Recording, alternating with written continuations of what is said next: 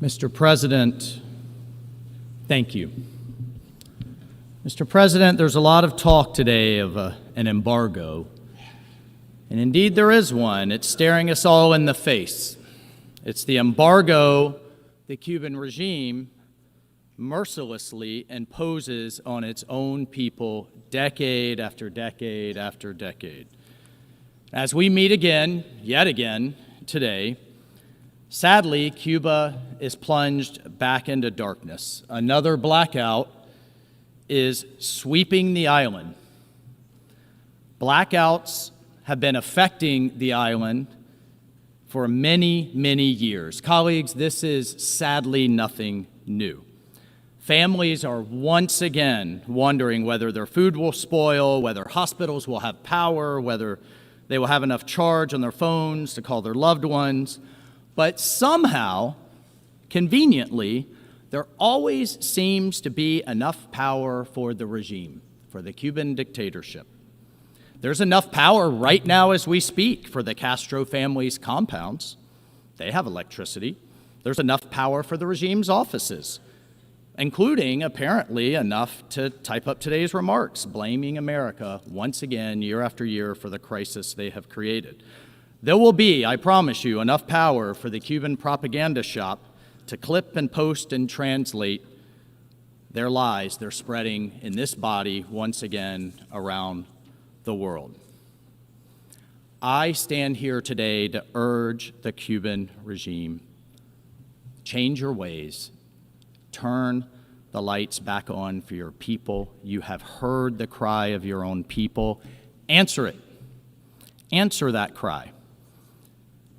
Che Guevara, one of the heroes of the regime, otherwise known as the Butcher of La Cabón, who, oh, by the way, rounded up gay people and sent them to labor camps.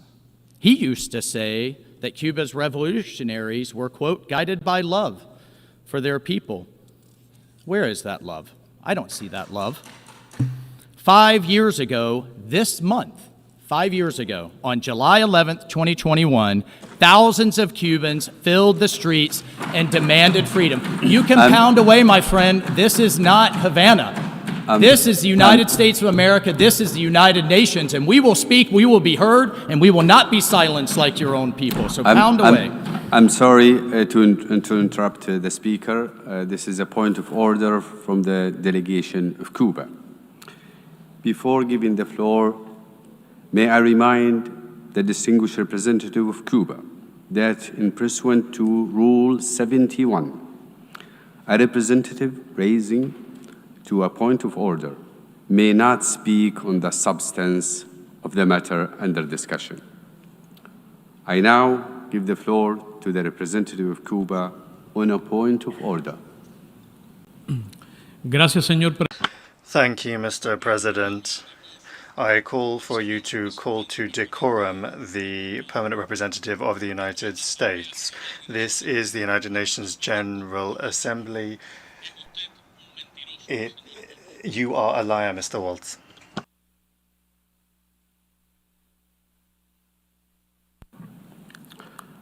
Your remarks will be reflected in the record of this meeting.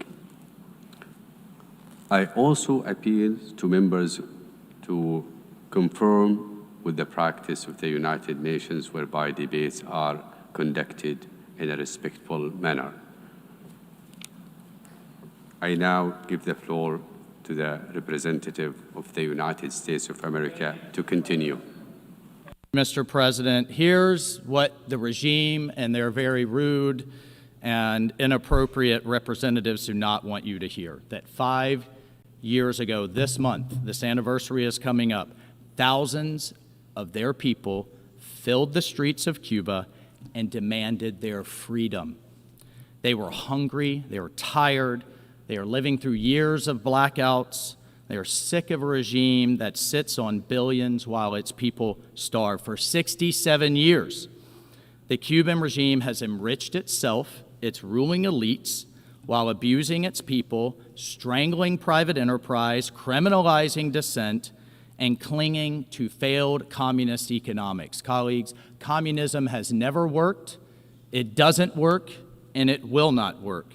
And when the Cuban people demanded something better, something different, to have a voice, the regime could choose to listen, but it did not.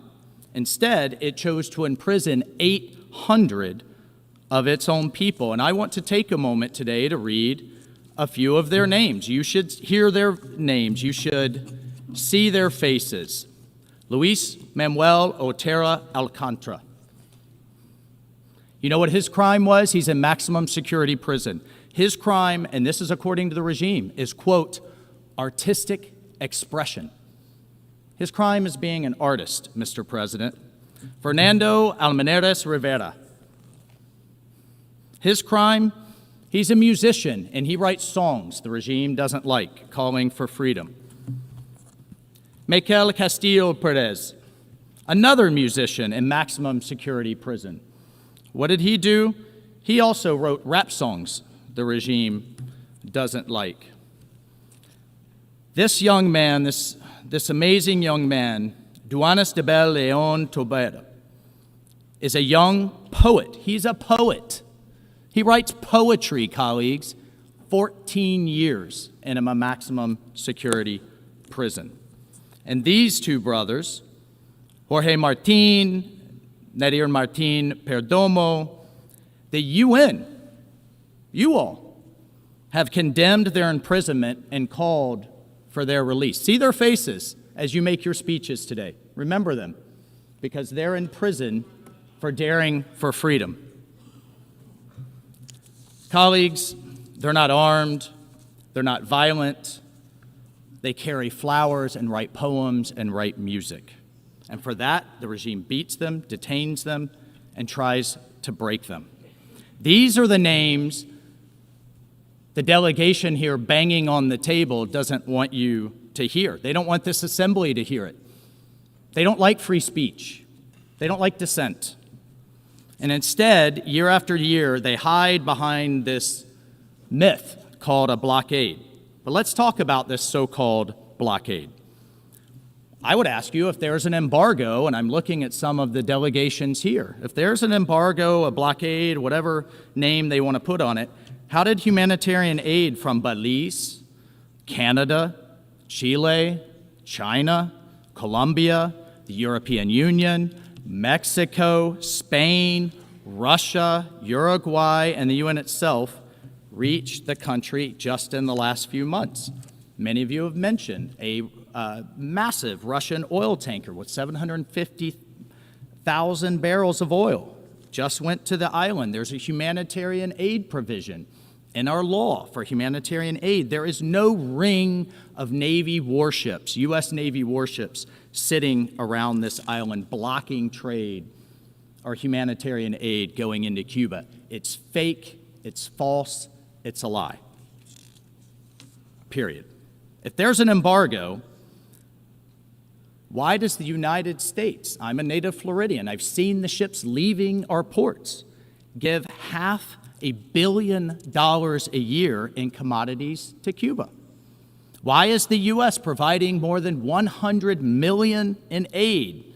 I've heard other countries giving aid today, spread over a decade, a few $1 million, $100 million just this year in aid. Also working with the Vatican and the Catholic Church to deliver food and medicine to the needy.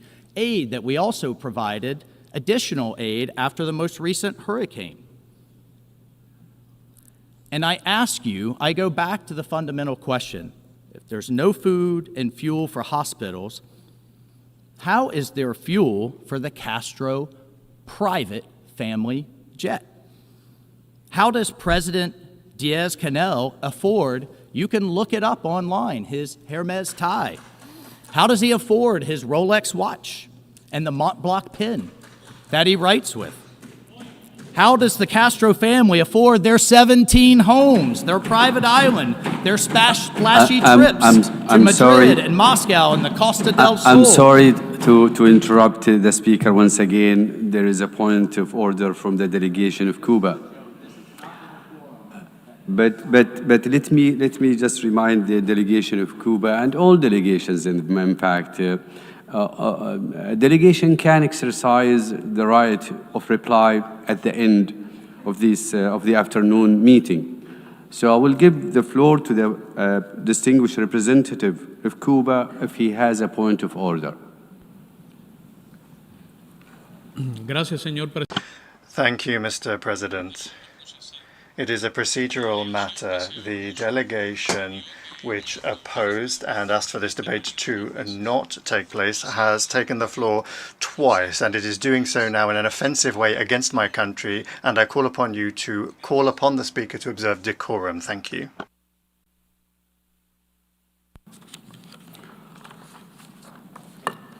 Your remarks will be reflected on the record of this meeting. I also appeal to members to conform to the practice of the United Nations whereby debates are conducted in a respectful manner.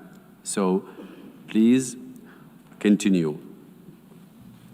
Thank you, Mr. President. And I just will have to say as an aside that the truth hurts and the truth isn't disrespectful. I'm sorry you don't want to hear it, the delegation from Cuba. But here's the part, colleagues, they're really not going to want to hear. This is an organization called GAISA.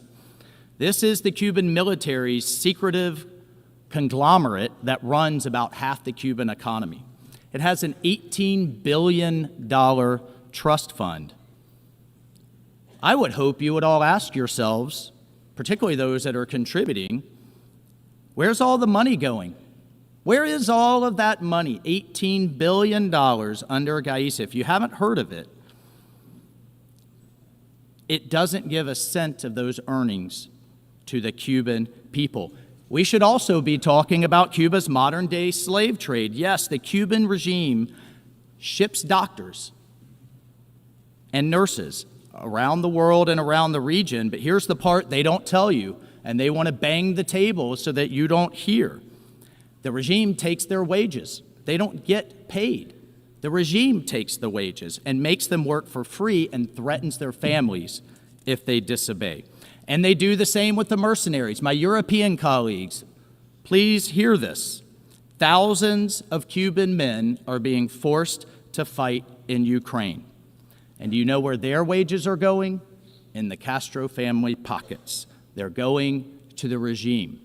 So I question how you can stand here as you take the position that you've taken on Ukraine and not condemn the Cuban regime for sending mercenaries there. It is no wonder, with what I've laid out today, that nearly 2 million Cubans have risked their lives and fled. And where do they flee? They often go to the United States. We have now 3 million Cuban Americans who are proudly thriving as entrepreneurs, as business owners, as lawyers, as doctors, as members of their communities. Even our own Secretary of State, Marco Rubio, a Cuban American who has risen through our society to represent the United States on the world stage. In contrast, Cuban Christians have been persecuted, dissidents are sent to labor camps, Afro-Cubans are rounded up, and anyone who speaks out pays the ultimate price.